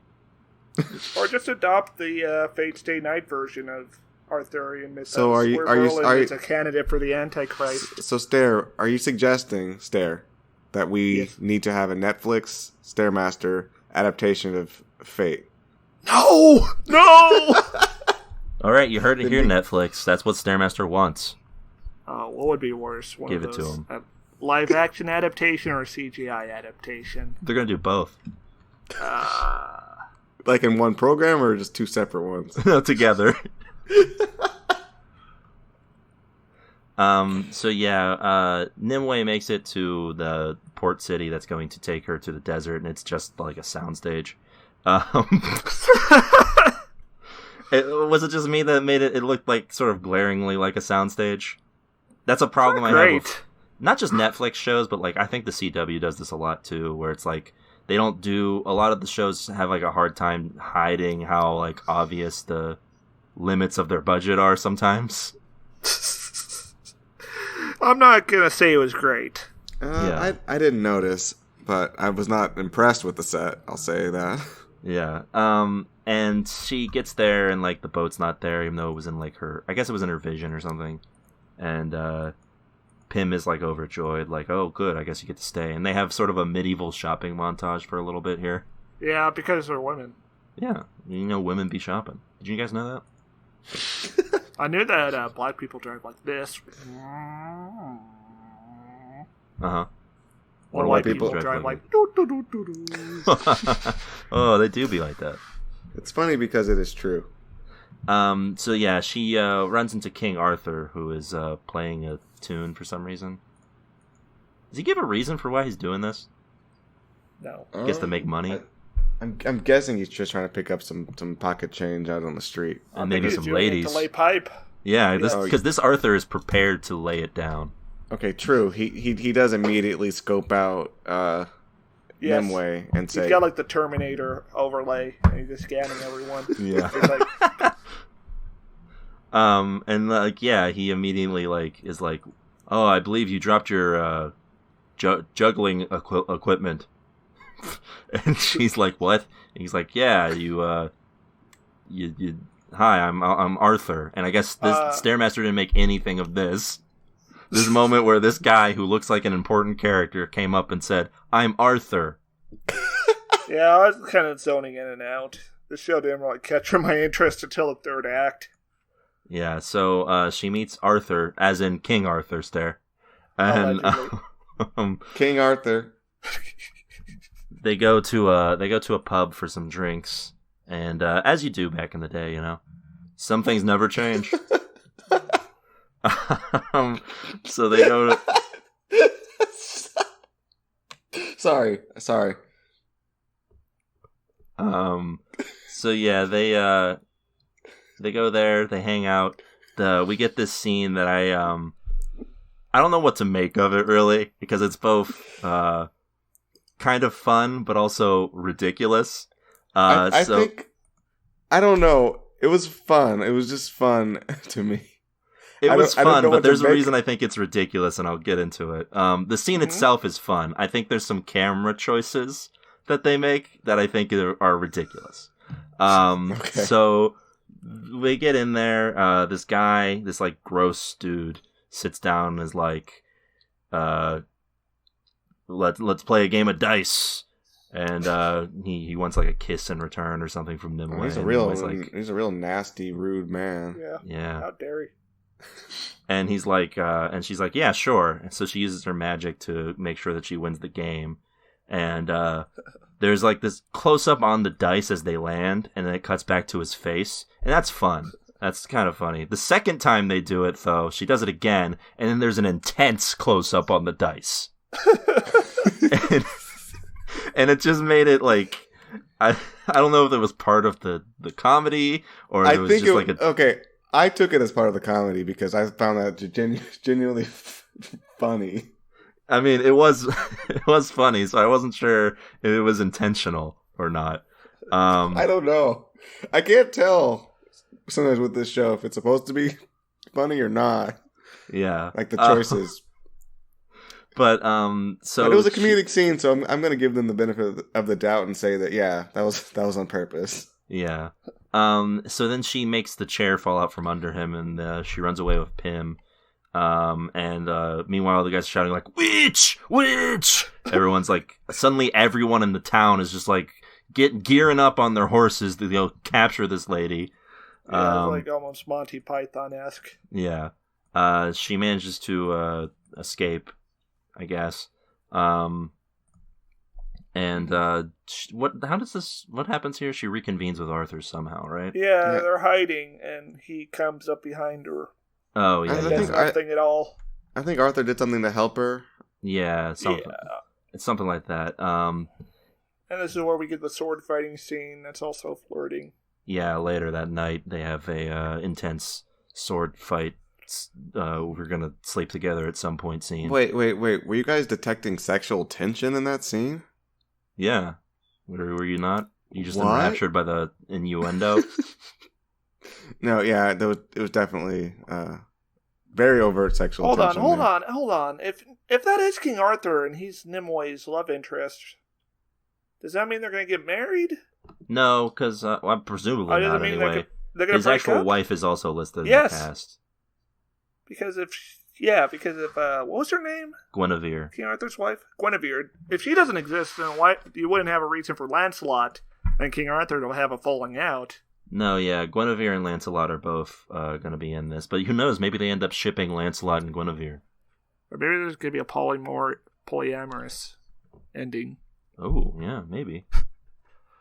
Yeah, other characters who haven't shown up yet who are supposed to be in here. The Green Knight is going to be here, so I don't remember that guy's name. So isn't that Gawain?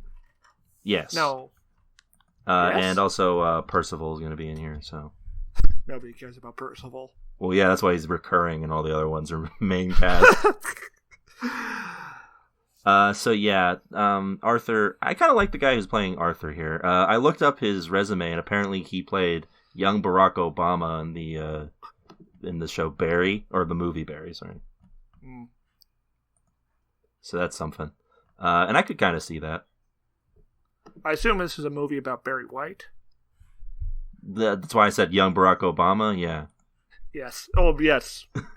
Yeah, because he would have been very young during the life of Barry White. Yeah, he showed up as he watched Barry White perform in one scene and was like mesmerized and was inspired to run for president because of it. I am impressed with the use of your magnificent pipe. And how it helps me use my magnificent pipe. Like the pipe cast. Yeah. So yeah, she wakes up that day and sees a flaming horse coming by, and I guess she determines just like Metal Gear Solid 5. Yeah, and I guess she determines that's like the way to her village or whatever. So she gets there, and oh yeah, people getting fucked up. I love this. This is kind of fun, although it also feels like, I don't know, maybe I'm being too nitpicky with this because I feel like Keo liked this maybe more than I did, but it's a bit of a drastic tone shift. It's a drastic tone where shift. The episode should have opened. Yeah, it's a cool scene. Like it's a long take. It's not actually, because I'm pretty sure there's cuts, but it's supposed to be like look like a long take where she's going around the village as people are being like slaughtered and whatnot. But my thing is like, she should have been stabbed like numerous times during the entire time that she is running around. Yeah. And like it doesn't happen. And like, I guess it just feels a lot of near misses. Yeah. I don't know, maybe she's like protecting herself with a little bit of magic. Maybe, but she usually has the green roots coming out of her face when she's doing magic. I thought she only had it when she was like messing somebody up. Oh, maybe. I don't know. I guess this is where the episode should have opened. Yeah. Yeah. Also, her friend gets taken away, and she's just like, "Oh well," and keeps going, which I guess makes sense for what's going on. But like, it seemed like a very one-sided friendship. yeah. She also hides under the roof of a house, and I guess no one notices her, including the two bad guys who are having like a meet cute right in front of her. That's the best description of what they were doing. Yeah, so Sephiroth guy shows up and he like bows down before the paladin guy, and he's all like, "Oh, good, yeah, you're here, cool." And at that's the moment after she sees that, I guess, because it was plot important, that she decides to run away. But like, I mean, like gets caught. this is right? my this is my other problem with this scene, which is that after the single take is done, then it sort of just feels like they're padding out time a little bit, because what essentially happens is she runs away, sees that kid, gets that kid to safety, doesn't take his sword for some reason. That seems like something that you should maybe hold on to. Well, they just established she doesn't know how to use a sword. But, well, yeah, but we'll see how that ends, how that goes at the end. Oh, yes. And then, like, and also, even if you don't know how to use one, you maybe should just keep one on you. It's like a gun, you know. You should just have Kid needs a sword. just have Yeah, one we're all on pro you. gun ownership now. Yeah. So we should all have TV tuner swords. my main issue isn't so much the sword thing. Maybe they're magical swords. The TV tuner sword. Yeah, like it's a big cursed sword. Maybe it says 100 on the hilt. Oh, I don't know why I just said that. Yeah, that sounds like a thing that maybe you brought into existence. So yeah, there's this thing here. My main issue isn't really the sword thing. That's fine. I could see, like, you know, heat of the moment or whatever. But her thing is that what happens is that the writing makes it so that she runs out, attempting to escape, gets caught, and then immediately brought before the bad guys. So she already saw the bad guys, but now she gets to actually meet them. This seems like it didn't need to happen in this order. Yeah, they shouldn't have wasted our time. They should have shown us that kid, like, immediately getting hit with a javelin and dying. Yeah, or something. That would've Like, been- unless this kid's important. Like, that kid's definitely going to be a plot device. Yeah, that Yeah. kid's gonna be like Gareth or something. I think that kid's supposed to be Percival. Oh, wait, I think Gareth is also, like, related to Arthur. Either way, though, that kid's got to be important. They talked to him way too much for him to not be important. Yeah, Maybe that the kid kid's- is Kuklin. Ooh. That would be a twist. that'd be So a cool yeah, she meets the versus. bad guys, and they're like preparing to sacrifice her, and then Yes, to their god, Jesus. yeah. Yeah, and then suddenly a hail of arrows come, and she's able to escape. And I guess that's like Agravain or whatever. yeah, He who was the knows? arrow guy, I think. It was someone doing something. I'm sure they come maybe it was into Tristan. play. But at the moment, it feels like it was just there because you need to have an interaction with the bad guys, so that you know these guys are bad, and that she knows who she's dealing with. But she already knew that they were murdering her family and village. Right, and I think it would be maybe more rewarding if you don't have an immediate like interaction with the two. Yes. Like, imagine if after watching Obi-Wan die, Luke immediately had an interaction with Darth Vader, like Oh, face to no. face. I killed your mentor. Yeah, like it would just sort of take the tension out of the moment. You see this? And he just sort of kicks the robes. That was me. I did that. So yeah, Are she. you frustrated? About it. Are you frustrated? Thinking about going to the dark side, huh, buddy? You mad, bro? Yeah, Vader would say that. So we get her running away. She goes to this like secret cavern that ends up being the place where this cursed sword is. And also her mom is there. Luckily Rest in peace. yeah. Rest in peace, Mom. Yeah. Oh, yeah, this cultist shows up to kill them. Yeah. She does a this very is what bad job at it. I don't understand what so this scene is a little muddled for me because it feels like it's rushed, like a lot. Yeah, it's rushed. It's like Maybe this shouldn't have been a 50-minute episode. Like, hurry, leave, so I can die real quick. Yeah, The story please to get out of continue. here so I can die for the story, please. The story We're not gonna demands use that our I magic die, to so you defend must ourselves. leave. But here, take this sword that is important to the plot. So she gives her this sword, this cursed sword, tells her to give it to Merlin. And then she gets stabbed by this guy who I guess followed them. I guess that's the idea. Rest in peace. And I guess I guess she's not in control of her magic or something, because she could have just like done something, right? She stabs a dude with a bow before, but she doesn't do anything to this dude. Yeah, I guess maybe it's what do you call it? It's, like, unconscious. Yeah, I don't guess know. like she doesn't know how to control it, or like she has to think about it like real hard.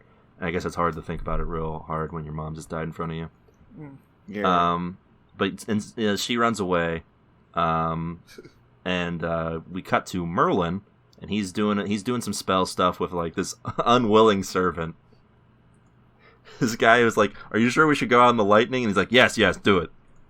And Merlin's hanging out, having a good time, trying to make it rain. He's like having a good time. Like, I did it, I made it rain, and it starts raining blood. That goofy Merlin. What's he gonna get up to this time? I especially love this scene with the king where he's like having a good party with his friends. He's like, "Yeah, it rained. Hell yeah, my dudes, it rained." And then this yeah. reminds me of the Deep from The Boys. He has the same energy. The king does. Yes, the king has massive, deep energy. And he one of his servants comes in and is like, "But we're not just gonna celebrate the rain, we're gonna drink it." So he starts chugging this rain, and it turns out it's blood, and he just drops it and like freaks out. And then we get like a classic, like this could be the end. This could be the end of like a fraternity movie where he's just like, "Merlin!" It was, and then cut back to Merlin, who gets struck by lightning. And he's like on fire, man. It's wild. Crazy stuff, man. Crazy stuff. And then he gets this weird pattern put on him by the lightning, and I'm sure that's important. It looks like the sword. Yeah. Think about that. So I guess he Interesting. can't. What if she stabs him with the sword and he turns into the Rock? Like What? Dwayne the Rock Johnson? No, I mean like the stone that Oh. King Arthur would. Fun fact: in some tellings of the Arthurian legends, Excalibur is not the same sword as the sword in the stone. Huh. The more you know. So yeah, she's running around. Oh, I guess some wolves decided to show up to the party. Oh as yeah, she's running in the forest. Yeah, the screenwriters decided that the way to get us to root for this lady is to have us watch her murder some dogs. Yeah. Which was not what I was thinking. Sounds Especially like a in bad idea. 2020. Especially when when we're like you're protesting just the showing her police. behead wolves. Yes. I don't need that. But like before she starts doing that stuff, when she's just like pulls out the sword and like the lightning strikes and stuff, that's a t-shirt right there. Yes. You know those like you remember those like Howling Wolves t-shirts that people would wear? I guess they still exist, but like I feel like it was a distinctly like mid 2000s thing. Of like those shirts with like the wolves and then there'd be like a full moon behind the wolf. Am I the only person who knows this stuff? I vaguely know what you're referring to. I don't have no idea. But now I'm thinking about like vans with paintings of wizards on the inside. Oh yeah, it could be that too. But it's just a bunch of wolves around a circle with a lady holding a sword. Yes. That'd be cool. But That's instead a of like t-shirt. the Beck commanding the wolves, she just beheads each and every one of them. No, yeah, And we get instead, to see it all. yeah, and like she does it like clumsily too because she doesn't know how to use a sword. But she learns, I Yeah, why is guess. Why is she doing that? What was that about? Why does They she have wanna to kill murder her. wolves? Why can't she just kill cultists? Yeah, why don't those guys chase her? And that would be cool to Yeah. see. And then we'd be like, yeah, I'm glad they're dead. Instead of wolves who are just looking. Look, wolves gotta eat. Big For- dogs Boys gotta hunt. Boys gotta have their supper. All right, like I this is just the circle of life here, okay? And I guess you could Yes. argue, sure, is her same as her killing them, but like I don't want to see it.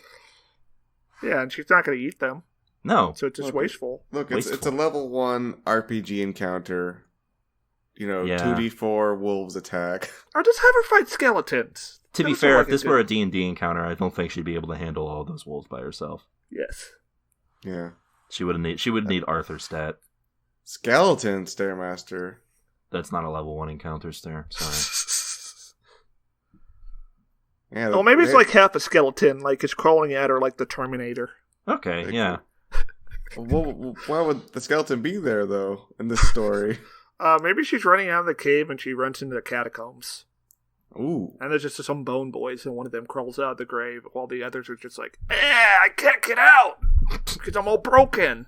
Oh, they're not saying it, but you can tell by their physical body language. They're like, they're stuck.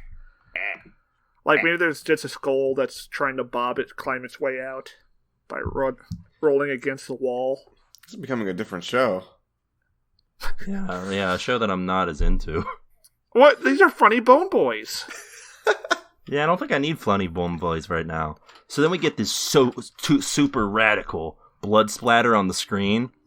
Yes. Because this is It's from, Kill I guess, Bill. 2004. And that's it. That's the end of the episode. Yeah. Yeah, what do you guys think of this? Final thoughts on Cursed? Alright, so let me just give you my experience with this program. The first time I watched it, I didn't pay attention to it. I was bored. I was like, yes. And I rewatched it because I wanted to have a good, knowledge of it for the podcast so I could rip it to pieces. Second watching, I had fun. It was fun. Oh, interesting. I liked it. I didn't like it when I watched it, but going through the recap, I kind of rewrote my memories and history a bit. I would say that's that a lot to enjoy. Like it's the Merlin definitely stuff. the Merlin stuff definitely stands out. Arthur is fun. Nimue is sort of a cipher, but the actress seems to be given the best that she can with the material that she gets. I think this show. Yes, you continue. I think this show just kind of falls prey to typical pitfalls of Netflix screenwriting. They just don't know how to structure these series. Yeah, I think that's the main issue with this is that it's a lot of, there's like fun stuff going on here, and I could definitely see like a good series out of it, but like there's a lot of... I feel like it has potential for sure. Like, yeah. I don't know. I think it's decent as setup, at least. Yeah. It could be better, but yeah. I just think there's a lot of miscues that are going on with this one that like, I think overall, I'm kind of torn on this one. I think I'm going to lean towards a light tune in. Light tune in, I'm going to assume that it gets better. Yeah. I'm going to go ahead and give it just a regular tune in. Oh. I am going to say, though, I'm probably not going to follow up on this. I might. We'll see how this goes. But yeah, so that's a tune in on Cursed. And that's about it for this week's episode of the show. We'll be back next week for episode 100. It'll just be a normal episode. Oh, something big's gonna happen, Swanson. Also, we'll be on Thursday. And on Thursday, we'll do a normal episode of Bleach cast. Yeah, so look forward to that. If you love Bleach, you should be listening to it. Why aren't you? Or if you hate Bleach, you should be listening to it. Yeah, especially if you hate Bleach. And yeah, that'll be it for this week's episode of the show. We'll be back next week with more TV goodness. Until then, keep watching. Bye. It's over. I found him! Hey folks, it's time for the TV Tuners Fact of the Week. Did you know that Stairmaster is actually Guinevere from Arthurian legend?